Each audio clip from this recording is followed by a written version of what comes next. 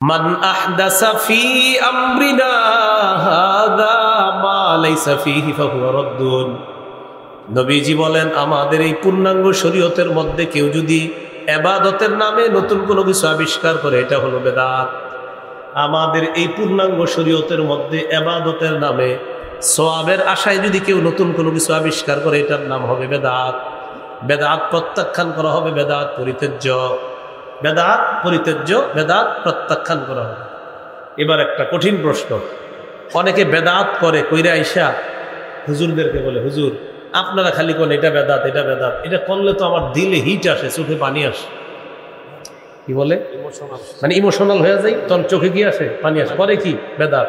ওই বেদাত করার পরে কি বলে? আমার চোখে কি আসে? পানি আসে। এখন হুজুর কি করবে? আল্লাহ, আপনি বেদাত করেন, আমার চোখে পানিও আসে।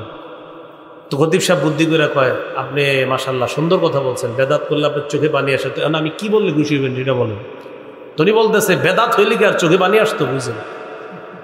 খতিব সাহেব এবার বুদ্ধি করে কয়, অনেক মানুষ আইসা কয় নাটক সিনেমা দেখলে এদেরও চোখে পানি আসে।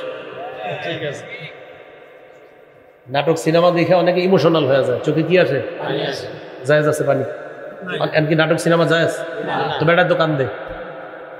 একজনে নাটক সিনেমা দেখে কান্দতেছে, আইসা বলছে, ভাই আমার চোখের পানি আসে নাটক সিনেমা দেখলে। তো চোখে তো পানি আসছে, তো এখন কি আপনি ফতুয়া দিয়ে দিবেন জায়েজ? বোঝা গেল নাটক সিনেমা দেখা চোখে পানি আসলো, ওই নাটক সিনেমা হারাম। বেদাতগিরি কইরা চোখে পানি আসলো, বেদাত হারাম। বেদাত কি? বেদাতের কোনো ঠিকানা এটা ইসলামের মধ্যে নাই। তাহলে এই জন্য এই জাতীয় প্রশ্ন আর ভবিষ্যতে কোনো আলেমরে বলবেন না যে হুজুর আপনারা কোন বেদাত, কিন্তু এটা করলে একটা দিলে হিট আসে, মায়া আসে, ইমোশনাল হয়ে চোখের পানি আসে। পাশে দিয়ে একজন এসে বলবে, ভাই আমি ওই সিনেমাটা দেখলো, আমার ইমোশনাল হয়ে একটা হিট এসে চোখে পানি এসে যায়, টেনশনে পড়ে যাবে বিষয়টা।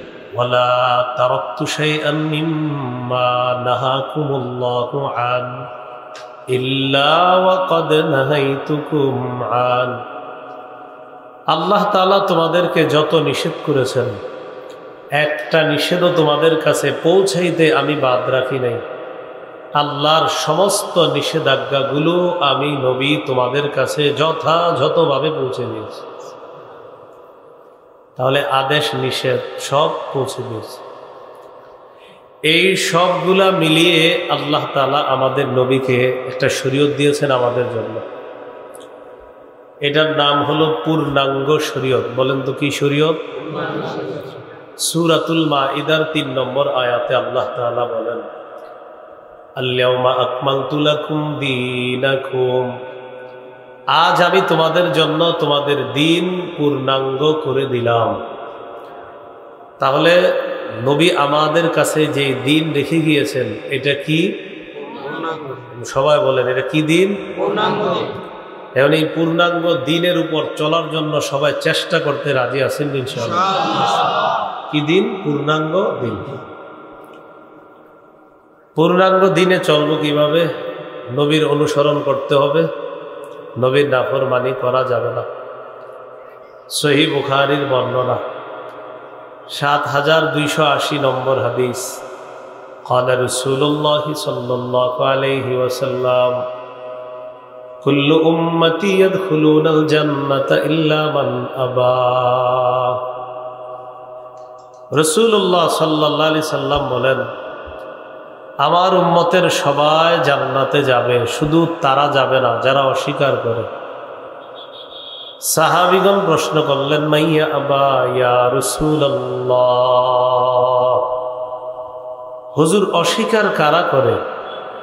فقال رسول الله صلى الله عليه وسلم من أطاعني دخل الجنة ومن عصاني فقد أبى।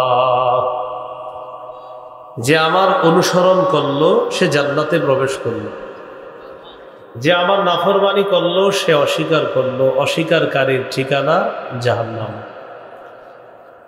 সহিহ বুখারীর ৭২৮১ নম্বর হাদিসের বর্ণনা, عن جابر بن عبد الله رضي الله تعالى عنهما قال جاءت ملائكة إلى النبي صلى الله عليه وسلم। জাবের রাদিয়াল্লাহু তাআলা আনহুর বর্ণনা, একদল ফেরেশতা রাসূলুল্লাহ সাল্লাল্লাহু আলাইহি সাল্লামের কাছে আসলেন। যেই ফেরেশতারা নবীজি সাল্লাল্লাহু আলাইহি সাল্লামের কাছে আসলেন, ওই সময় নবীজি সাল্লাল্লাহু আলাইহি সাল্লাম ঘুমিয়েছিলেন। তো ঘুমের অবস্থায় ফেরেশতারা নবীর চারপাশ। ফাকালা বা'দুহুম ইন্নাহু নাঈম।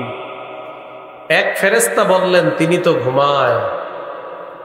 ওয়াকালা বা'দুহুম ইন্নাল আইনা নাঈমা ওয়াল কলবা ইয়াকযান। আরেক ফেরেশতা বললেন তার চোখ ঘুমায় কিন্তু অন্তর জাগ্রত, অন্তর ঘুমায় না।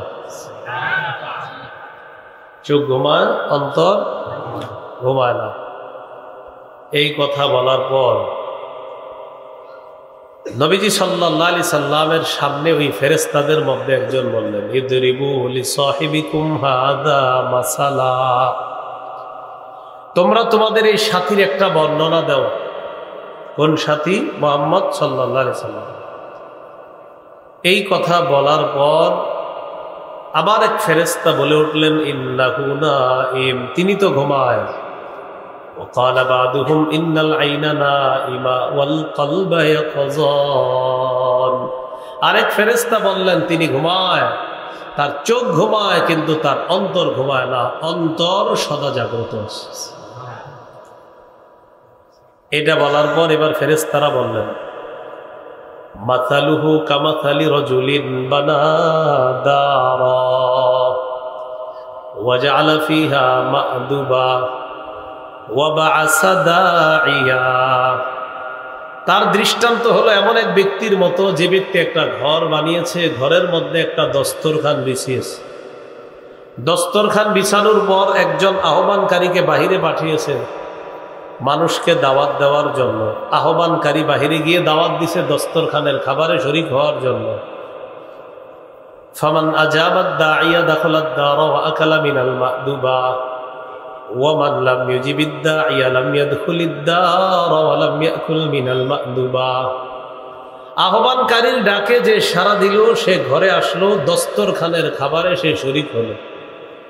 আর যে সাড়া দেয় নাই, ঘরেও আসে নাই, দস্তরখানের খাবারে শরীকও হতে পারে নাই। এগুলা কারা বলতেছে? ফেরেশতারা। এগুলা বলার পর ফেরেশতারা বললেন, আউবিলুহা লা। এই যে আমরা দস্তরখানের কথা বললাম, ঘরের কথা বললাম, আহ্বানকারীর কথা বললাম, এই বিষয়গুলা তাকে ব্যাখ্যা করে দাও। ক্বালা বা'দুহুম ইন্নাল আইনা না ইন্নাহু নাঈম। এক ফেরেশতা বললেন তিনি তো ঘুমায়, ব্যাখ্যা করলে কি তিনি শুনবে? আরেক ফেরেশতা জবাব দিলেন, ইন্নাল আইনা নাঈমা ওয়াল কলবা ইয়াকযান। তার চোখ ঘুমায়, অন্তর জাগ্রত আছে, আমরা ব্যাখ্যা করলে সমস্যা নাই, তিনি শুনবেন। এবার ব্যাখ্যা শুরু। ফেরেশতারা ব্যাখ্যা করতে লাগলেন, ফাদ্দারু আল জান্নাহ। ঘরের দৃষ্টান্ত হলো আল্লাহর জান্নাত। ফাদ্দাঈ মুহাম্মাদুন সাল্লাল্লাহু আলাইহি ওয়াসাল্লাম। আহ্বানকারী অন্য কেউ নয়, তিনি হলেন মুহাম্মদ সাল্লাল্লাহু আলাইহি ওয়াসাল্লাম। যারা তার অনুসরণ করলো তারা তার ডাকে সাড়া দিল, আর যারা তার ডাকে সাড়া দিবে তারাই জান্নাতে প্রবেশ করবে, দস্তরখানের নিয়ামত তারা গ্রহণ করবে। যারা তার ডাকে সাড়া দিবে না, তারা তার নাফরমানি করলো, ঘরেও যেতে পারবে না, দস্তরখানের খাবারেও তারা শরীক হতে পারবে না। আল্লাহ আমাদের সকলকে রাসূলুল্লাহ সাল্লাল্লাহু আলাইহি সাল্লামের আনুগত্যশীল উম্মত যেন আমরা হতে পারি, আল্লাহ তৌফিক দান করেন। রাসূলুল্লাহ সাল্লাল্লাহু আলাইহি সাল্লাম আরেকটা দৃষ্টান্ত দিচ্ছেন নিজেই। সহিহ বুখারী ৭২৮৩ নম্বর হাদিস। নবীজি বলেন, আমার দৃষ্টান্ত আর আমাকে আল্লাহ তাআলা যে হেদায়েত দিয়ে পাঠিয়েছেন এটার দৃষ্টান্ত হলো এমন এক ব্যক্তির মতো, যে ব্যক্তি তার এলাকায় যায়, যাওয়ার পরে ওই এলাকায় গিয়ে বলে, ইন্নামা আনান নাযীরুল উরয়ান। আমি তোমাদের কাছে স্পষ্ট একজন সতর্ককারী, আমি তোমাদেরকে সতর্ক করতেছি। ইন্নী রাআইতুল জাইশা বিআইনাইয়া। আমি অমুক জায়গায় সশস্ত্র বাহিনী দেখে আসলাম, ফান্নাজা, তাড়াতাড়ি সবাই নিরাপদ জায়গায় চলে যাও, অন্যথায় তোমাদের উপর যে কোনো সময় তারা অতর্কিত হামলা চালাবে। আতাআহু তাইফাতুম মিনহুম, একদল তার কথা শুনছে, শোনার পর প্রয়োজনীয় সব কিছু নিয়ে তারা তাড়াতাড়ি নিরাপদ জায়গায় চলে যায়। ওয়াকাযযাবাহু তাইফাতুম মিনহুম, আরেক দল তার কথা শুনে নাই, তার কথা অবিশ্বাস করছে। রাতের বেলা ঘরের মধ্যে নিরাপদে আরামে ঘুমায়। সাব্বাহাহুমুল জাইশ, সশস্ত্র বাহিনী তাদের উপর রাতের বেলা হঠাৎ হামলা চালায়। হামলা চালানোর পর মানুষগুলা মারা যায়। বলেন তো দুই দলের মধ্যে কারা সফল? যারা কথা শুনলো না শুনলো? যারা শুনছে তারা নিরাপদ সঠিক জায়গায় চলে গেছে। এগুলা ফেরেশতারা বলতেছে। তার দৃষ্টান্ত হলো এমন, যারা তার কথা মানবে ওই মানুষগুলা নিরাপদ ঠিকানা আল্লাহর জান্নাতের মেহমান হয়ে যাবে। আর যারা তার কথা মানবে না, মুহাম্মদ সাল্লাল্লাহু আলাইহি সাল্লামের কথা মানবে না যারা, তাদের ঠিকানা হবে জাহান্নাম। আল্লাহ আমাদের সকলকে নবীজির যেন পূর্ণ আনুগত্য আমরা করতে পারি, আল্লাহ তৌফিক দান করেন। রাসূলুল্লাহ সাল্লাল্লাহু আলাইহি সাল্লাম আমাদের কাছে পূর্ণাঙ্গ দিন রেখে গেলেন। এই দিন পালন করতে গিয়ে আমাদের কিছু ভুল ভ্রান্তির কারণে কিছু ভুল হয়ে যায় শিরিক, আর কিছু ভুল হয় বেদাত। বলেন তো কি বললাম? কিছু ভুলের নাম হয় কি শিরিক, কিছু ভুলের নাম হয় কি বেদাত। আমি কিন্তু ওয়াজ শুরু করি নাই শিরিক বেদাত, খালি বলছি কিছু ভুলের নাম শিরিক, কিছু ভুলের নাম কি বেদাত। অনেকে এই মুহূর্তে মনে মনে বলতেছে, মনে হয় আমারে কয়। কি কয়? মনে হয় আপনি বেদাতগিরি করলে তো আপনারই কই। তার মানে এটা বুঝছেন যে বেদাত খারাপ, শিরিক যে খারাপ এটা বুঝাও শিরিক করে। আবার কয় যে এটা মনে হয় আমারে কইতেছে, তো আপনি শিরিক করলে তো এটা আপনারই বলা হচ্ছে। শিরিক যে খারাপ কাজ যে করে এটা ও বুঝে যে না এর কামটা ঠিক না, কেন করেন? করে একটু লাফালাফি ভালো লাগে। এই পরনে কাপড় নাই, তার নাম আপনারা দিয়ে দেন পীর। কথার কথা। ছোটবেলায় বাচ্চাদের পরনে কাপড় না থাকলে ওরে কি বলা হয়? ল্যাংটা। এখন আপনি কোনো পীরের নাম রাখলেন ল্যাংটা। আমি কিন্তু আপনাকে বলছি না যে আপনি কোনো খারাপ পীর বা ভালো পীর, এটা না। শুধু বললাম যে একজন পীর সাহেবের নাম ল্যাংটা কেমনে হয়? উনি তো আপনাকে সঠিক কথা শিখাবেন, উনি তো আপনাকে ভালো কথা শিখাবেন। তো যার নামটাই দিলেন কি, তো উনি আপনাকে কি শিখাবে? এই জন্য আমি আর কি বললাম কথাটা, যে এটা তো সৌন্দর্যতা আছে। পীর সাহেব একটা সম্মানের, একটা ভদ্রতার জায়গা, একটা সম্মানের জায়গা, একটা মর্যাদা। পীর বাণী শুনলেই অন্তরের মধ্যে একটা এরকম কাজ করে, একটা ভালো মানুষের ছবি ফুটে ওঠে। হাফিজজি হুজুরের নামটা শুনলে আপনাদের এলাকার এই মুহূর্তে সবার ভিতরে একটা ভদ্রতা শ্রদ্ধার বিষয় ফুটে ওঠে, যে হাফিজজি হুজুর মানে একটা সম্মানিত ব্যক্তি। তো বুঝাইতে চাইলাম, একজন পীর, একজন আল্লাহর ওলি, তার কথা শুনলে, তাকে পড়লে, তাকে দেখলে, তার ব্যাপারে কিছু লেখাপড়া যদি আমরা পড়ি পাতায় পাতায়, দিলের মধ্যে তার ব্যাপারে আলাদা একটা শ্রদ্ধা কাজ করে, একটা ভক্তি, একটা ভালোবাসা কাজ করে। এই মানুষগুলো হলো খাঁটি পীর, আল্লাহওয়ালা। কিন্তু আপনি শুরুতে একজনে বললেন হুজুর আমার পীর সাহেব কিন্তু ল্যাংটা থাকে, তো এটা আপনি কেমন কথা বললেন? এটা আপনি একটু না শরীয়তে না জিগে আগে আকললি জিজ্ঞাসা করেন। শরীয়ত তো হারাম বলবেই, এবার আপনার কি মাথায় কি কিছু নাই ওটারে জিজ্ঞাসা করেন। শরীয়ত বলবে হারাম, কিন্তু একটু মাথায় তো আপনি জিজ্ঞাসা করবেন যে প্রিয় আকল তুমি কি বলো। আপনি নিজেরে বলবেন প্রিয় আকল তুমি কি বলো। তো বলছিলাম পূর্ণাঙ্গ শরীয়ত পালন করতে গিয়ে আমাদের কিছু কর্ম, যে কর্মগুলা শিরিক পর্যন্ত পৌঁছে, আর কিছু কর্ম এটা বেদাত পর্যন্ত চলে যায়। শিরিক বড় জুলুম। বলেন শিরিক কি জুলুম? সূরা লুকমানের 13 নম্বর আয়াতে আল্লাহ বলেন, وَإِذْ قَالَ لُقْمَانُ لِابْنِهِ وَهُوَ يَعِظُهُ يَا بُنَيَّ لَا تُشْرِكْ بِاللَّهِ إِنَّ الشِّرْكَ لَظُلْمٌ عَظِيمٌ। স্মরণ করুন ওই সময়কে লোকমান হাকিম যখন তার সন্তানকে বললেন, হে প্রিয় সন্তান, আল্লাহর সাথে শিরিক করো না, শিরিক সবচেয়ে বড় জুলুম, শিরিক মহা জুলুম। আমি তার গায়ে আঘাত করলাম, এটা জুলুম। আমি এই জায়গায় কারো গায়ে আঘাত করলাম, এটা জুলুম। এর চেয়ে বড় জুলুম শিরিক করা। আমি কারো টাকা পয়সা আত্মসাৎ করলাম, এটা জুলুম। ডাকাতি করলাম, এটা জুলুম। অন্যায় করলাম, এটা জুলুম। ডাকাতি করলে তাকে শাস্তি দেওয়া হয়, চোর চুরি করলে তাকে শাস্তি দেওয়া হয়। কিন্তু মুসলমান নাম ধারণ করে বড় জুলুম করে তাকে কেউ শাস্তি দেয় না। ডাকাতরে ধরে দৈরা সবাই পিটায়, ডাকাতের দৈরা সবাই মারে না। তো ডাকাতের জুলুম বড় না মুশরিকেরটা বড় জুলুম? মুশরিক শিরিক করুক সমস্যা নাই, কিন্তু মুসলমান যদি নাম দেয় আব্দুর রহমান কিন্তু করে শিরিক, বড় জুলুম। কিন্তু এই বড় জুলুমটা যে করে এটা কেউ কিছু বলে, উল্টা কয় না না শ্রদ্ধা ভক্তি। সূরা নিসার 48 নম্বর আয়াতে আল্লাহ তাআলা বলেন, ইন্নাহু মান ইউশরিক বিল্লাহি ফাকাদ হারামাল্লাহু আলাইহিল জান্নাহ ওয়া মাওয়াহুন নার ওয়া মা লিয-যালিমিনা মিন আনসার।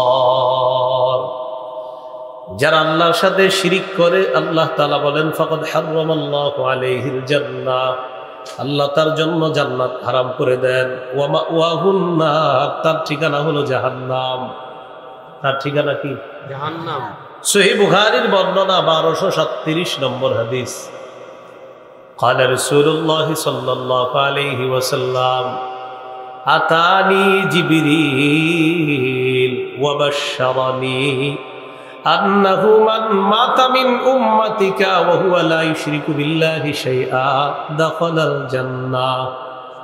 জিবরিল আমিন আমার কাছে আসছে, আসার পর বললেন, হাবিব আপনি আপনার উম্মতকে সুসংবাদ জানায়া দেন, আপনার উম্মতের মধ্যে যারা শিরিক না করে মারা যাবে জানায়া দেন একদিন জান্নাতে প্রবেশ করবে। শিরিক করা যাবে। বলেন আমার সাথে সবাই, গম পরিমাণ ইমান। বলেন জব পরিমাণ ইমান, সরিষা পরিমাণ ইমান। এবার বাংলাটা আরেকটু বাড়াবেন, বলেন গম পরিমাণ খাঁটি ইমান, জব পরিমাণ খাঁটি ইমান,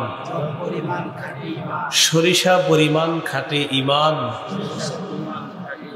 যদি কারো অন্তরে থাকে, এই ব্যক্তি বিভিন্ন মেয়াদে জাহান্নামে সাজা ভোগ করলেও কম বেশি সময় অথবা লম্বা সময় জাহান্নামে সাজা ভোগ করার পরেও সরিষা পরিমাণ খাঁটি ইমানের কারণে একদিন জান্নাতে প্রবেশ করবে।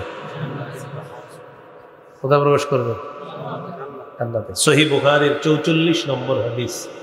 قال رسول الله صلى الله عليه وسلم يخرج من النار من قال لا إله إلا الله وفي قلبه وزن شعيرة من خير ويخرج من النار من قال لا إله إلا الله وفي قلبه وزن برة من خير ويخرج من النار من قال لا إله إلا الله وفي قلبه وزن ذرة من خير। নবী বলেন কারো অন্তরের মধ্যে যদি গম পরিমাণ ইমান থাকে, জব পরিমাণ ইমান থাকে, সরিষার দানা পরিমাণ ইমান থাকে, এই ব্যক্তি যদি ইমান নিয়ে দুনিয়া থেকে বিদায় নেয়, লম্বা কম বেশি সময় জাহান্নামে যদি সাজা ভোগ করাও লাগে, বিভিন্ন অপরাধের কারণে জাহান্নামে যদি সাজা ভোগ করেও, খাঁটি ইমান থাকার কারণে আল্লাহ নবী বলেন ইয়াখরুজু, একদিন সে জাহান্নাম থেকে বের হয়ে জান্নাতের মেহমান হয়ে যাবে। শিরিক করা যাবে কি? করা যাবে না। তাহলে পূর্ণাঙ্গ শরীয়তের মধ্যে অনেকে আমরা এমন এমন কাজ করি যেটা শিরিক হয়ে যায়, এটা করা যাবে না। আল্লাহ আমাদেরকে হেফাজত করে, আমিন। সহিহ বুখারীর বর্ণনা 6861 নম্বর হাদিস। عن عبد الله بن مسعود رضي الله تعالى عنه قال قال رجل يا رسول الله أي الذنب أكبر عند الله قال أن تدعو لله ندا وهو خلقك এক ব্যক্তি আল্লাহ নবীর প্রশ্ন করলেন ইয়া রাসূলুল্লাহ আল্লাহর কাছে সবচাইতে কোন অপরাধটি সবচাইতে বড় নবীজি জবাব দিলেন তুমি আল্লাহর সাথে অন্য কাউকে ডাকা আল্লাহর সমকক্ষ অন্য কাউকে ডাকা অথচ আল্লাহ তোমাকে সৃষ্টি করলেন মানুষ কত বোকার মতো গিয়ে বলে আল্লাহ এই কবরের মধ্যে যিনি শুয়ে আছে তাকে তুমি মাফ করে দাও আল্লাহ কবরওয়ালাকে তুমি জান্নাতবাসী বানায় দাও আল্লাহ এই কবরের মানুষটা জান্নাতের আলা মাকাম দান করো সব কারে বলছে আল্লাহ শেষে গিয়ে কয় ও কবরওয়ালা আমার ছেলে নাই একটা ছেলের ব্যবস্থা করে দাও এতক্ষণ কবরওয়ালার জন্য কারে বলছে শেষে নিজের জন্য কারে কয় চিন্তা করছে মানে কাজটা কিন্তু ঠিক ছিল এতক্ষণ আল্লাহ মাফ করেন আল্লাহ জান্নাত দেন আল্লাহ উঁচা মাকাম দেন আল্লাহ আমার উস্তাদ ছিলেন তিনি আমার পীর ছিলেন আমার শায়েখ ছিলেন আল্লাহ তার মাকাম আরো বাড়ায় দেন সবকিছু আল্লাহরে বলছে শেষে গিয়া কয় বাবা আমার স্ত্রীর 10 বছর সন্তান হয় না এটা সন্তানের ব্যবস্থা করে দেন কি হয়ে গেল বিষয়টা এই তো এটাই শিরিক হয়ে গেল আল্লাহ আমাদেরকে হেফাজত করেন অথচ আল্লাহ তাআলা সূরা শুরা 49-50 নম্বর আয়াতে বলেন লিল্লাহি মুলকুস সামাওয়াতি ওয়াল আরদ আসমান জমিনের রাজত্ব আল্লাহর ইয়াখলুকু মা ইয়াশা আল্লাহ যা চান তা সৃষ্টি করেন ইয়াহাবু লিমান ইয়াশাউ ইনাসা আল্লাহ যাকে চান তাকে কন্যা সন্তান দান করেন ওয়া ইয়াহাবু লিমান ইয়াশাউ যুকুর যাকে চান তাকে ছেলে সন্তান দান করেন আও ইউযাওয়িজুহুম যুকরানা ওয়া ইনাসা যাকে চান তাকে ছেলেও দান করেন মেয়েও দান করেন ওয়াজআলু মান ইয়াশাউ আকিমা যাকে চান তাকে ছেলেও দেন না মেয়েও দেন না ওই নারীটাকে বন্ধা রেখে দেন এই ক্ষমতা কার ছেলে মেয়ে দেয় কে ভাই মেয়ে হতে থাকবে কার ক্ষমতা ছেলেই হবে কার ক্ষমতা ছেলেও হবে মেয়ে হবে ক্ষমতা কার ছেলে মেয়ে কিচ্ছু হবে না এই চাও কার তো এই যে আমাদের ভুলগুলো এইভাবে হয়ে যায় এই ভুলগুলার কারণে শিরিক হয় আল্লাহ শিরিক থেকে আমাদেরকে হেফাজত করেন তো নবীজির প্রশ্ন করলেন সবচেয়ে বড় পাপ কোনটি নবীজি বললেন তুমি আল্লাহর সাথে অন্য কাউকে সমকক্ষ হিসাবে ডাকা অথচ আল্লাহ তোমাকে সৃষ্টি করেছেন সে আল্লাহর সাথে তুমি অন্য কাউকে ডাকা আল্লাহ আমাদেরকে হেফাজত করেন এবার আমার সাথে বলেন বলেন মাঝে মাঝে পূর্ণাঙ্গ শরীয়ত পালন করতে গিয়ে অনেকে এমন কাজ করে ফেলে যেই কাজটিকে ইসলামের পরিভাষায় বেদাত বলা হয় কি বলা হয় কিছু কাজ হয় শিরিকের মতো আবার কিছু হয় কিসের মতো বেদাত এখন কথা হলো বেদাত জিনিসটা কি সহিহ বুখারীর বর্ণনা 2697 নম্বর হাদিস 2697 হাদিসের বর্ণনাকারী আয়েশা সিদ্দিকা রাদিয়াল্লাহু তাআলা আনহা عن عائشة الصديقة رضي الله تعالى عنها قالت قال رسول الله صلى الله عليه وسلم من أحدث في أمرنا هذا ما ليس فيه فهو رد নবীজি বলেন আমাদের এই পূর্ণাঙ্গ শরীয়তের মধ্যে কেউ যদি ইবাদতের নামে নতুন কোনো কিছু আবিষ্কার করে এটা হলো বেদাত আমাদের এই পূর্ণাঙ্গ শরীয়তের মধ্যে ইবাদতের নামে সওয়াবের আশায় যদি কেউ নতুন কোনো কিছু আবিষ্কার করে এটার নাম হবে বেদাত বেদাত প্রত্যাখ্যান করা হবে বেদাত পরিত্যাজ্য বেদাত প্রত্যাখ্যান করা হবে এবার একটা কঠিন প্রশ্ন অনেকে বেদাত করে কইরা আইসা হুজুরদেরকে বলে হুজুর আপনারা খালি কোন এটা বেদাত এটা করলে তো আমার দিলে হিট আসে চোখে পানি আসে কি বলে মানে ইমোশনাল হয়ে যায় তখন চোখে কি আসে পানি আসে করে কি বেদাত ওই বেদাত করার পরে কি বলে আমার চোখে কি আসে এখন হুজুর কি করবে আল্লাহ আপনি বেদাত করেন আমার চোখে পানিও আসে তো খতিব সাহেব বুদ্ধি করে কয় আপনি মাশাআল্লাহ সুন্দর কথা বলছেন বেদাত করলে আপনার চোখে পানি আসে তো আমি কি বললে খুশি হইবেন সেটা বলেন তিনি বলতেছে বেদাত হইলে কি আর চোখে পানি আসতো বুঝলেন খতিব সাহেব এবার বুদ্ধি করে কয় অনেক মানুষ আইসা কয় নাটক সিনেমা দেখলে এদেরও চোখে পানি আসে ঠিক আছে নাটক সিনেমা দেখে অনেকে ইমোশনাল হয়ে যায়, চোখে কি আসে? জায়েজ আছে পানি? এমনকি নাটক সিনেমা জায়েজ? তো বেটার তো কান্দে। একজনে নাটক সিনেমা দেখে কান্দতেছে, আইসা বলছে ভাই আমার চোখের পানি আসে নাটক সিনেমা দেখলে। তো চোখে তো পানি আসছে, তো এখন কি আপনি ফতুয়া দিয়ে দিবেন জায়েজ? বোঝা গেল নাটক সিনেমা দেখা চোখে পানি আসলো, ওই নাটক সিনেমা হারাম। বেদাতগিরি কইরা চোখে পানি আসলো, বেদাত হারাম। বেদাত কি? বেদাতের কোনো ঠিকানা এটা ইসলামের মধ্যে নাই। তাহলে এই জন্য এই জাতীয় প্রশ্ন আর ভবিষ্যতে কোনো আলেমরে বলবেন না যে হুজুর আপনারা কোন বেদাত, কিন্তু এটা করলে একটা দিলে হিট আসে, মায়া আসে, ইমোশনাল হয়ে চোখের পানি আসে। পাশে দিয়ে একজন এসে বলবে ভাই আমি ওই সিনেমাটা দেখলো, আমার ইমোশনাল হয়ে একটা হিট এসে চোখে পানি এসে যায়, টেনশনে পড়ে যাবে বিষয়টা। এই জন্য সিনেমাও হারাম, নাটকও হারাম, বেদাতও হারাম। সিনেমা নাটকের স্থান যেমন ইসলামে নাই, বেদাতের স্থানও ইসলামে নাই। বুঝে শুনে ঠিক বলছেন তো? আল্লাহ বুঝার তৌফিক দান। ইমাম মালিক রহমতুল্লাহি আলাইহি বলেন মান ইবতাদা ফিল ইসলামি বিদআতান ইয়ারাহা হাসানা ফাকাদ জাআমা আন্না মুহাম্মাদান ক্বাদ খানার রিসালা। কেউ যদি ইসলামের মধ্যে বেদাত করার পর এটাকে উত্তম মনে করে, বেদাত করার পর এটাকে উত্তম মনে করে, ওই ব্যক্তি কেমন যেন বলতে চায় মুহাম্মদ সাল্লাল্লাহু আলাইহি ওয়াসাল্লাম তার দায়িত্ব পালনে ত্রুটি করে গেছে, এখন সে আসছে এটারে পূর্ণ করতে। নবীজি পূর্ণ। একজনে আইসা বেদাত করে, ইমাম মালিক কয় তুমি বেদাত করো কেন? কয়টা আমার ভালো লাগে। কয় তুমি যে ভালো লাগে এই জন্য বেদাত করো। কেমন যেন তুমি বলতে চাও যে নবী তার শরীয়তকে পূর্ণাঙ্গ রেখে যেতে পারে নাই, তুমি আসছো এটারে পূর্ণ করতে। বলেন আমাদের নবীর শরীয়ত পূর্ণাঙ্গ না অপূর্ণাঙ্গ? পূর্ণাঙ্গ। আল্লাহ আমাদেরকে পূর্ণাঙ্গ শরীয়ত পূর্ণভাবে আমল করার তৌফিক দান করুন। বেদাতের ভয়াবহতা, বেদাতি ব্যক্তি বেদাত নামক গুনাহটা না ছাড়া পর্যন্ত তার তাওবা আল্লাহ কবুল করেন না। সুনানে দারিমি হাদিসের কিতাব 94 নম্বর হাদিস।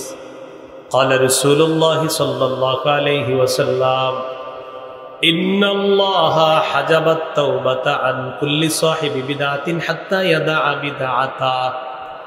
আল্লাহ নবী বলেন আল্লাহ তাআলা ততক্ষণ পর্যন্ত বেদাতির তওবা কবুল করেন না, ততক্ষণ পর্যন্ত বেদাতির তওবার দরজা আল্লাহ বন্ধ করে রাখেন যতক্ষণ পর্যন্ত বেদাতি ব্যক্তি তার বেদাত নামক কর্মকাণ্ড না ছাড়ে। বেদাতি ব্যক্তি যদি বলে আস্তাগফিরুল্লাহ আস্তাগফিরুল্লাহ, মাবুদ তওবা করলাম, নবীজি বলেন তুমি বেদাত না ছাড়া পর্যন্ত তোমার তওবার দরজাই তো বন্ধ, তওবা করলেও তো লাভ নাই, আগে বেদাত ছাড়ো তারপর তওবা করো। কি শিখলাম ভাই? বেদাতি ব্যক্তি বেদাত না ছাড়া পর্যন্ত তওবা কবুল হবে না। 2 নাম্বার ভয়াবহতা, বলেন আমার সাথে, বেদাতি ব্যক্তির হাউজে কাউসার থেকে বঞ্চিত হবে। হাউজে কাউসার সবাই পান করতে চাই না? আপনাদের সবার সাথে একসাথে পান করতে চাই ইনশাআল্লাহ। তাই হাত তুলেই বলেন বেদাতি ব্যক্তি কি থেকে বঞ্চিত? হাউজে কাউসার পানি পান করা। আল্লাহ যেন আমাদেরকে বঞ্চিত না করেন, আমিন। সহিহ বুখারীর বর্ণনা 6583 নম্বর হাদিস, 6584, এই 2 হাদিস মিলিয়ে একটি হাদিস বলি শুনেন। قال رسول الله صلى الله عليه وسلم انا فرطكم على الحوض। আল্লাহ নবী বলেন কিয়ামতের ময়দানে আমি আগে আগে হাউজে কাউসারের পারে চলে যাব তোমাদেরকে পানি পান করানোর জন্য। মান মাররা আলাইয়া শারিবা ওয়া মান শারিবা লাম ইয়াজমা আবাদা। যে ব্যক্তি আমার সামনে দিয়ে অতিক্রম করবে ওই ব্যক্তি কাউসারের পানি পান করবে। একবার আমার উম্মত যদি কাউসারের পানি পান করে সে আর কখনো পিপাসার্ত হবে না। নবী বলেন সুম্মা লা ইয়ারিদান্না আলাইয়া আকওয়াম আ'রিফুহুম ওয়া ইয়া'রিফুনানি। এরপর আমার সামনে একদল মানুষ আসবে যাদেরকে আমি চিনবো, তারাও আমাকে চিনবে। আমার উম্মত আমি চিনবো, তারাও আমাকে চিনবে, আমি তাদের নবী। তো নিয়ম অনুযায়ী উম্মতকে কাউসারের পানি পান করাবো। যেই মাত্র আমার সামনে আসবে পানি পান করাবো, ইউহালু বাইনি ওয়া বাইনাহুম, হঠাৎ দেখবো আমার মাঝে আর তাদের মাঝে মাঝখানে একটা প্রতিবন্ধকতা সৃষ্টি করা হয়েছে, একটা আড়াল দেওয়া হয়েছে। আমি আল্লাহকে বলবো ইয়া রাব্বি ইন্নাহুম মিন্নি, আল্লাহ এরা তো আমার উম্মত, আমি আমার উম্মতকে কাউসারের পানি পান করাবো, আল্লাহর পক্ষ থেকে জবাব দেওয়া হবে, ইন্নাকা লা তাদরি মা আহদাসু বা'দা। নবী আপনি জানেন না, দুনিয়া থেকে বিদায় নিয়ে চলে আসার পর তারা ইসলামের মধ্যে নতুন নতুন কত ইবাদত চালু করছে আপনার জানা নাই। এরা সিজনে বেদাত করত, সাপ্তাহিক বেদাত করত, কেউ করত নিয়মিত বেদাত, কেউ করত সাপ্তাহিক জুমার পরে, আবার কেউ বাৎসরিক করত। কি করত? এটা বাৎসরিক সিজন চলতেছে। কি সিজন? বাৎসরিক সিজন। আমি কিন্তু বলিনি, বলছি। অনেকে মনে মনে পেতেছে আমাদের কয় তো আপনি বেদাত করলে আপনাদের ওই আগের কথা, মানে মনে মনে ভাববে এটা মনে হয় আমি তো বেদাত করলে তো আপনি। আর যদি বলেন না আমি তো মাশাআল্লাহ বেদাত করি না, তো মাশাআল্লাহ আপনি তো না। বেদাতি ব্যক্তি বুঝে হেজে বেদাত করে, এই জন্য বেদাত করবেন না। সর্বশেষ আপনার আমি যতই বুঝাই আপনি বলবেন হুজুর আপনি বলতে থাকেন আমি আমারটা করব। সর্বশেষ এতটুকু বলতে পারি, মঞ্চে আসলে আপনার পায়ে ধরতে পারি, এই পায়ে পায়ে। কারণ রাসূল সাল্লাল্লাহু আলাইহি ওয়াসাল্লাম বলেছেন বেদাতের ঠিকানা জাহান্নাম হবে। তাই ওখান থেকে আপনাকে বাঁচানোর জন্য আমি একজন উম্মত হিসাবে আপনার পায়ে ধরে বলতে পারি ভাই বেদাত করেন না, জাহান্নামে যাবেন। আপনি যে মঞ্চে আসেন, এলাকার কেউ যদি এরকম করে থাকে মঞ্চে নিয়ে আসেন, সবার সামনে আমি তার আল্লাহর কসম একবার, আল্লাহর কসম দুইবার, আল্লাহর কসম তিনবার নিয়ে আসেন, এখানেই পায়ে ধরে বলবো বেদাত করেন। এই সবার সামনে পায়ে ধরে। যদি বলেন না সবার সামনে হইলে লজ্জা, তাহলে কই ধরবো? আপনি একটু অন্ধকারে যাবেন, ওখানে ওই ব্যক্তিরে পাঠাই দিব, তো কারোর সাথে হুজুরদের সাথে ফোনে বইলা দেন, একটা অন্ধকার জায়গায় আমি যাবো, ওখানে গিয়ে আপনার পায়ে ধরবো আমি, যেন কেউ না দেখে। ব্যাস হলো তো। এছাড়া আপনাকে আমার বোঝানোর মতো আর কোনো ক্ষমতা নাই। ভাই আমি এটা বুঝতেছি আপনি কত বড় ভুলের মধ্যে আছেন, এই জন্য আমি আপনার পায়ে ধরতেও রাজি। আল্লাহ আমাদেরকে বুঝার তৌফিক দান। আমিন আমিন। তো বলছিলাম বেদাতের 1 নাম্বার ক্ষতি, বেদাত না ছাড়লে তার তওবার দরজা বন্ধ। 2 নাম্বার ক্ষতি, হাউজে কাউসার থেকে বঞ্চিত। তো নবী পানি পান করাইতে চাবে, তো আল্লাহ তাআলা বলবে এরা হলো বেদাতি, পানি পান করাতে পারবেন না। যেই নবী এত মায়া করে উম্মতকে একটু আগে পানি পান করাইতে চাইলেন, ওই নবী কি বলবে দেখেন, সুহকান সুহকান লিমান গায়্যারা বা'দি। আমার পরে যারা বেদাত করছো যাও, দূর হও দূর হও, আমি তোমাদেরকে দেখতেও চাই না। আমাদেরকে কত মায়া করে নবীজি, সেই নবী যদি বলে ফেলে তোমারে দেখতেও চাই না, দূর হও আমার সামনে। বেদাতের 3 নাম্বার ক্ষতি, যে ব্যক্তি নিজে বেদাত করে অথবা কোনো বেদাতিকে আশ্রয় প্রশ্রয় দেয়, তার উপর আল্লাহর অভিশাপ, ফেরেশতাদের অভিশাপ, সকল মানুষের অভিশাপ। সহিহ বুখারীর 3172 নম্বর হাদিসের বর্ণনা, قال رسول الله صلى الله عليه وسلم من أحدث حدثا أو آوى محدثا فعليه لعنة الله والملائكة والناس أجمعين।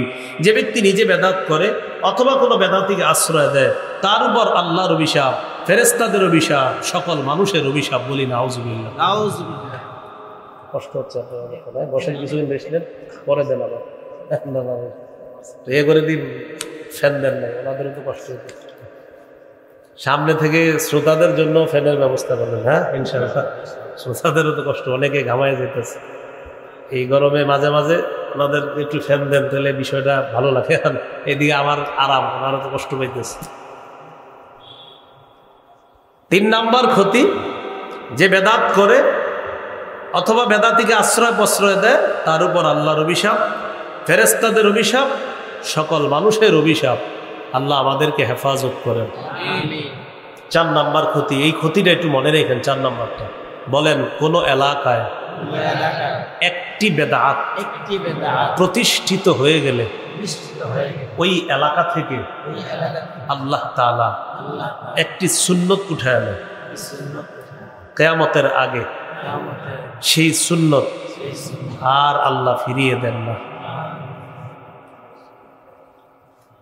আমাদের কত সুন্নত আমরা জানি, কিন্তু আমল করতেছি না, পারিও না, আপনার সুযোগ হচ্ছে না, অথবা আল্লাহ ভুলাই দিতেছে না। তোমাদের সামনে বেদাত হয়, তোমরা কি সুন্নত পালন? ওই যে হাদিস তো স্পষ্ট, নবীজি বলে দিয়েছেন একটি বেদাত প্রতিষ্ঠিত হবে, একটি সুন্নত আল্লাহ উঠায়। সুনানে দারিমির 14 নম্বর হাদিস, ক্বালা রাসূলুল্লাহ সাল্লাল্লাহু আলাইহি ওয়াসাল্লাম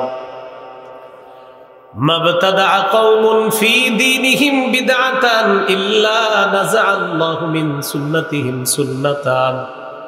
নবীজি বলেন, কোন জাতি যখন তাদের ধর্মের মধ্যে একটা বেদাত প্রতিষ্ঠিত করে ফেলে, ওই এলাকা থেকে একটা সুন্নত আল্লাহ উঠায় নেয়। সুম্মা লা ইউঈদুহা ইলাইহিম ইলা ইয়াউমিল কিয়ামাহ, কিয়ামতের আগে ওই সুন্নত ওই জাতিকে আল্লাহ ফিরিয়ে দেয় না। এই জন্য দেখবেন অনেক সুন্নত আমরা জানার পরেও আমলের তৌফিক হয় না। মেসওয়াক করা সুন্নত সবাই জানে, কিন্তু এশার নামাজের আগে সবাই মেসওয়াক করে নাই। খাওয়ার আগে বিসমিল্লাহ বলা সুন্নত, কেউ আজকে হয়তো 3 বার খেয়ে ফেলছেন অথবা 2 বার খেয়ে ফেলছেন। বিসমিল্লাহ বলা সুন্নত সবাই জানে, বাচ্চারাও জানে, কিন্তু অসংখ্য অগণিত মানুষ খাবার শুরুতে বিসমিল্লাহ বলে নাই। ঠিক না? সবাই জানে কিন্তু বিসমিল্লাহ বলা সুন্নত। এখানে একদম সবাই, একজনও বাকি নাই কেউ জানে না যে সবাই একদম বাচ্চা নাবালেগ যে ও জানে খাবারের শুরুতে বিসমিল্লাহ বলা সুন্নত।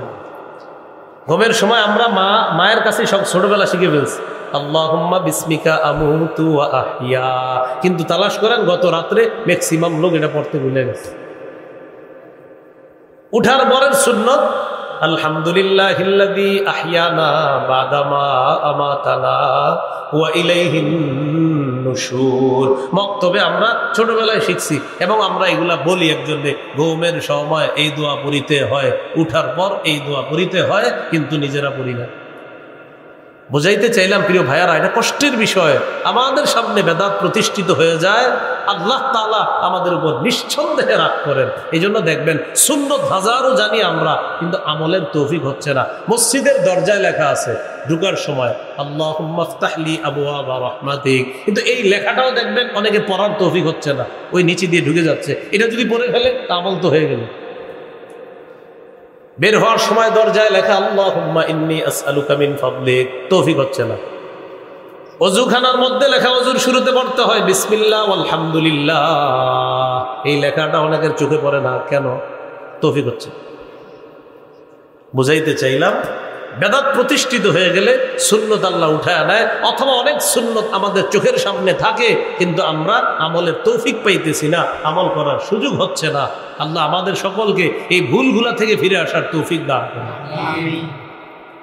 ইবনে মাজার বর্ণনা 2865 নম্বর হাদিস, قال رسول الله صلى الله عليه وسلم, আল্লাহ নবী বলেন, ইন্নাহু সালিমিনকুম মিন বাদি রিজাল ইউতফিউনা সুন্নাতা ওয়া ইউহদিসুনা বিদআ।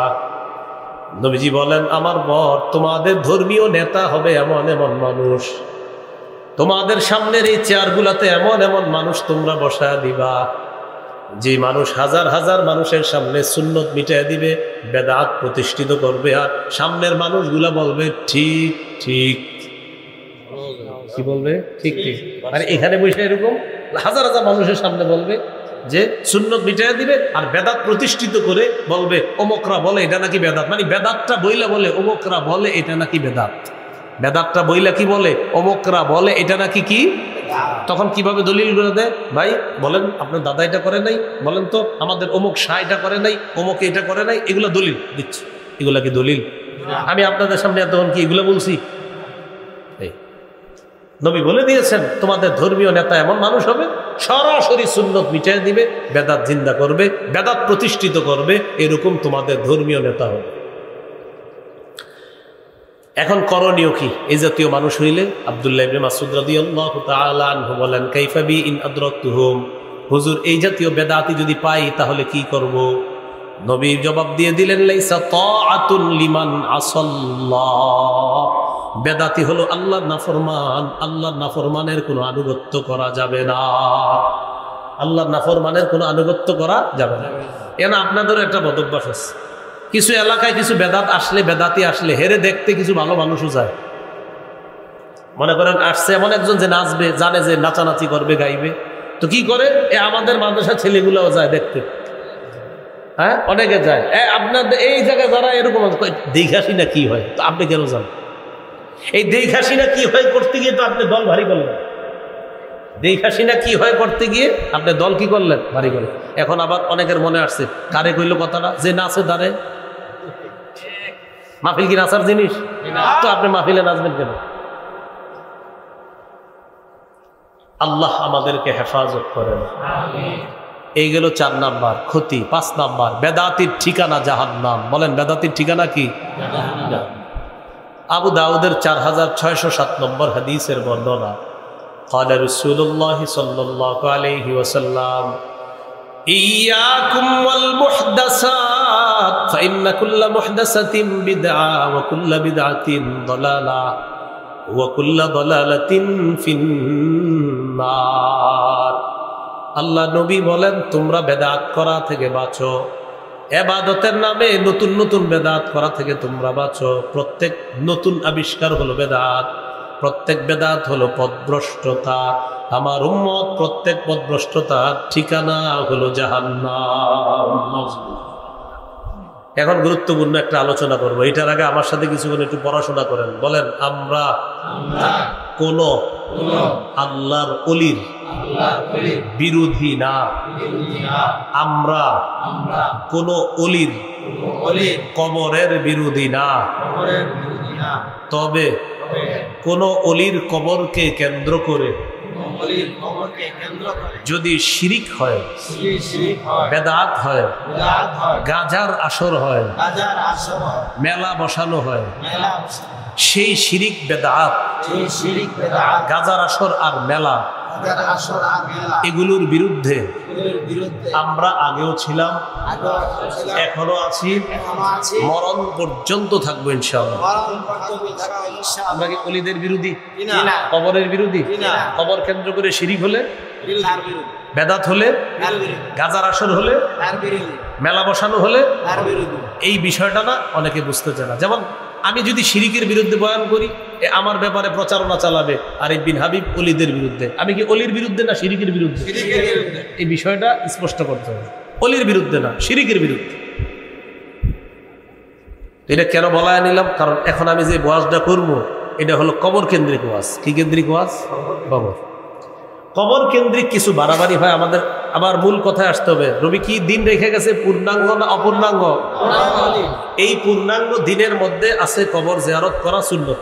কবর জিয়ারত করা কি সুন্নাত। এই কবরকে কেন্দ্র করে কিছু বাড়াবাড়ি এবং বেদাত আছে যেটা শিরিক পর্যন্ত পৌঁছায়। এই জাতীয় কিছু বিষয় আমরা জানি।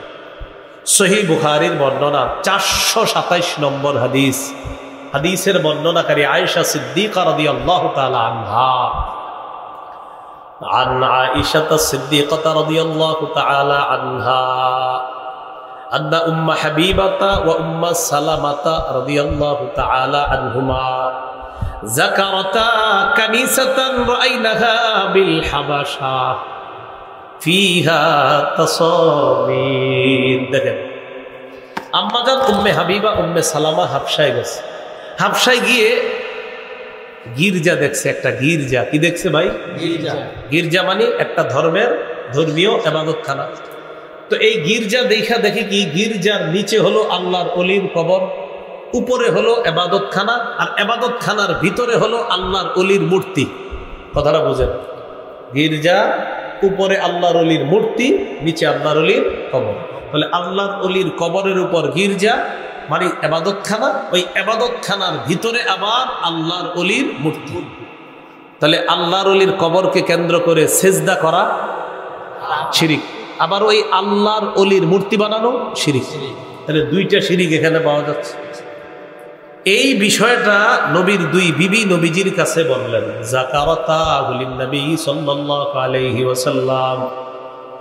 নবীজির কাছে জানতে চাইলেন, ইয়া রাসূলুল্লাহ, হাবশায় গেলাম, যাওয়ার পর সেখানে ইবাদতখানা দেখলাম, ইবাদতখানার ভিতর দেখলাম আল্লাহর ওলির মূর্তি, আর ইবাদতখানার নিচে আল্লাহর ওলির কবর।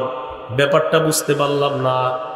নবীজি বললেন, উলাইকা ইযা কানা ফীহিমুর রাজুলুস সালিহু ফামাতা বানাউ আলা কবরিহি মসজিদা। এরা হলো ওই সমস্ত মানুষ যাদের মাঝে কোনো ভালো মানুষ যখন মারা গেছে, মারা যাওয়ার পর তাকে তারা কবর দেয়। কবর দেওয়ার পর তার কবরের উপর তারা একটা সেজদার স্থান বানায়। আওয়াজ দিয়ে বলি নাউজুবিল্লাহ। নিচে কার কবর? ওলির। উপরে সেজদার স্থান। ওয়াসাওয়ারু ফীহি তিলকা সুওয়ার। ওই সেজদার স্থানের মধ্যে ওই আল্লাহর ওলির মূর্তি বসায় দেয়। নবীজি বলেন উলাইকা শিরারুল খালকি ইনদাল্লাহি ইয়াউমাল কিয়ামা, কিয়ামতের ময়দানে তারাই হলো আল্লাহর কাছে সবচেয়ে নিকৃষ্ট জাতি। বলি নাউজুবিল্লাহ।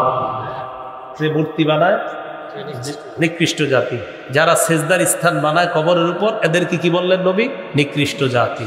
তাহলে মূর্তি এগুলা শিরিক, এটি ইসলামের মধ্যে নাই। হ্যাঁ, অন্য ধর্মে যারা মূর্তি পূজা করে সেটা তাদের ধর্মীয় ব্যাপার, তো মুসলমান তাদের ধর্মের মধ্যে মূর্তি রাখতে পারে না, কারো মূর্তি বানাতে পারে না, কারো মূর্তি বানাতে পারে না। এই জন্য আল্লাহ তাআলার কি বিধান, হুজুররা আন্দোলন করছিল একটার জন্য, আল্লাহ তাআলা 90 ভাগ ব্যবস্থা করে, 90 ভাগ আল্লাহ তাআলা ব্যবস্থা করে দিয়েছে। আর যেগুলো আছে ইনশাল্লাহ এগুলোও ওই নীতি নির্ধারক যারা, তাদেরকে বুঝিয়ে শুনিয়ে বুঝাইতে হবে যে এই মুসলমানদের মূর্তি থাকা এটা বেবরকতির লক্ষণ, এটা বরকত উঠে যাওয়ার লক্ষণ। এই জন্য মুসলমান যারা আছি আমাদের মূর্তি থাকতে পারে না। হ্যাঁ, অন্য ধর্ম হিন্দু যারা আছে তাদের মূর্তিটা তাদের ধর্মীয় ব্যাপার, কিন্তু ইসলাম ধর্মের মধ্যে কারো মূর্তি থাকতে পারে না। তাহলে এখানে দুইটা শিরিকের গন্ধ, একটা গেল সেজদার স্থান বানাইছে, আর একটা মূর্তি। নবী বললেন এরা সবচেয়ে নিকৃষ্ট জাতি। এখন আমি আপনাদের কাছে জানতে চাই, কবর কেন্দ্র করে সেজদার স্থান বাংলাদেশে না থাকলেও পৃথিবীতে আছে না?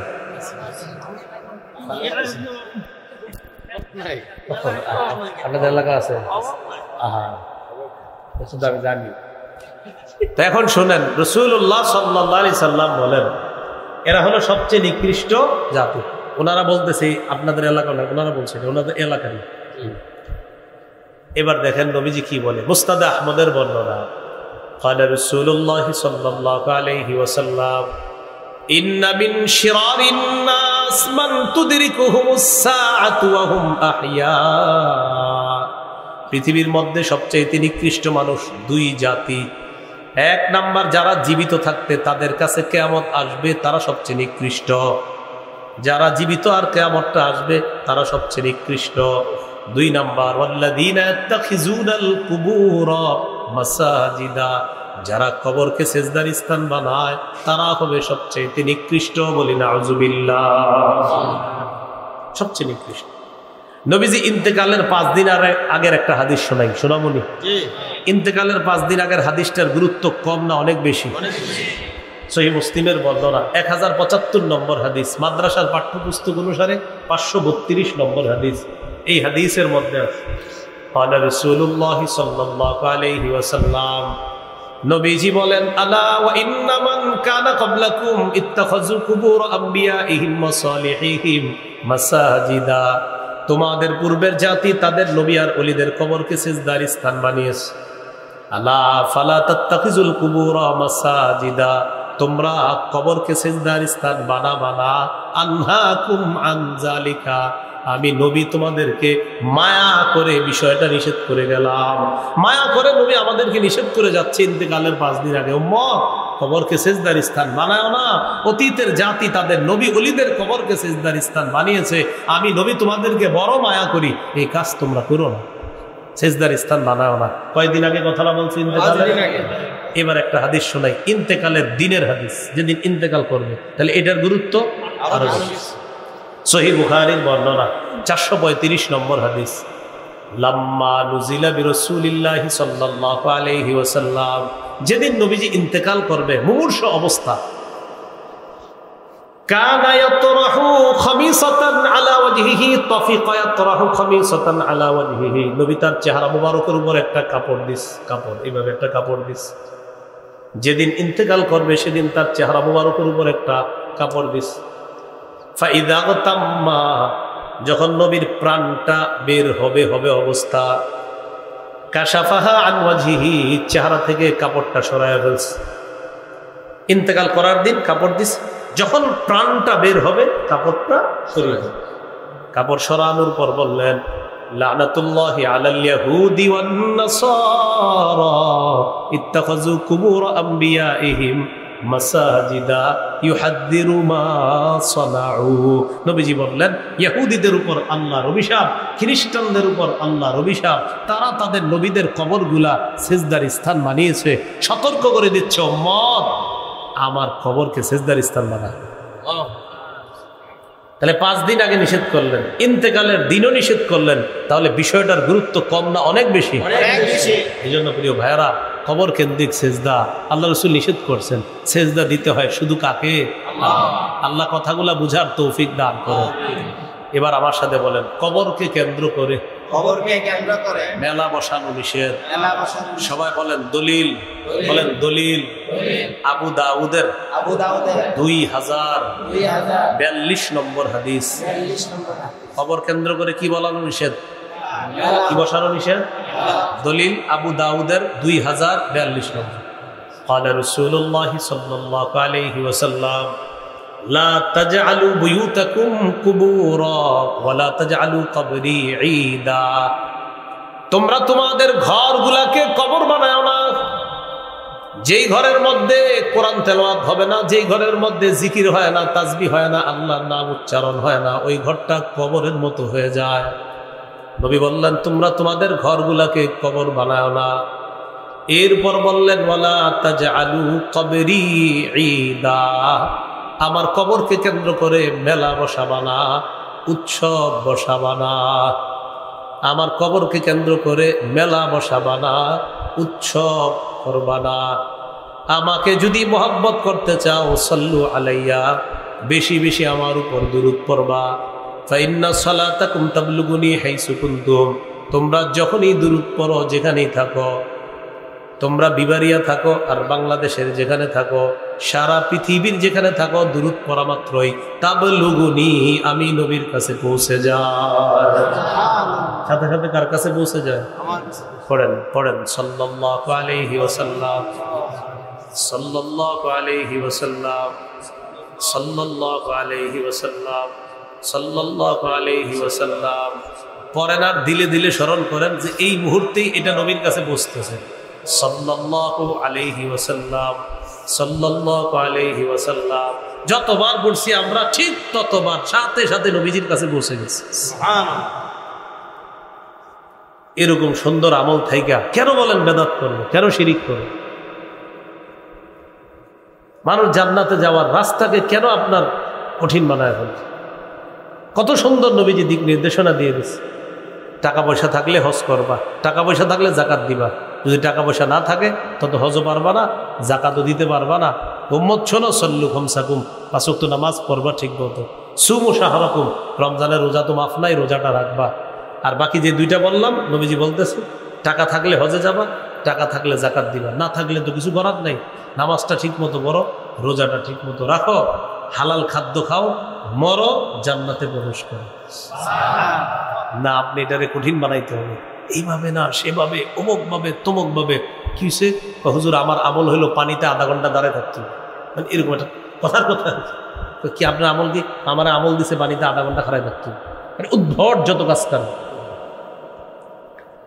তো বলছিলাম সহজ বিষয়গুলা কঠিন বানাবো না। এবার আমার সাথে বলেন, কবরের উপর বসা যাবে না, কবর সামনে রেখে নামাজ পড়া যাবে না। আবু দাউদের বর্ণনা 3229 নম্বর হাদিস। ক্বালা রাসূলুল্লাহ সাল্লাল্লাহু আলাইহি ওয়াসাল্লাম লা তাজলিসু আলাল কুবুরি ওয়া লা তুসাল্লু ইলাইহা। নবীজি সাল্লাল্লাহু আলাইহি ওয়াসাল্লাম বলেন, তোমরা কবরের উপর বসবা না, কবর সামনে রেখে তোমরা নামাজ পড়বা না। মসজিদের মাঝখানে মনে করেন কবর, কবরের ওই সামনে হলো কয়েক কাতার, পিছনে কয়েক কাতার, এইভাবে মাঝখানে আপনি কোনো কবর রেখা নামাজ পড়া এটা ঠিক না, এটা অন্যায়। বলতে চাইলাম কোনো ধরনের বেদাত আমরা করব না, কোনো ধরনের শিরকি কর্মকাণ্ডে আমরা লিপ্ত হব না। বলেন ইনশাআল্লাহ।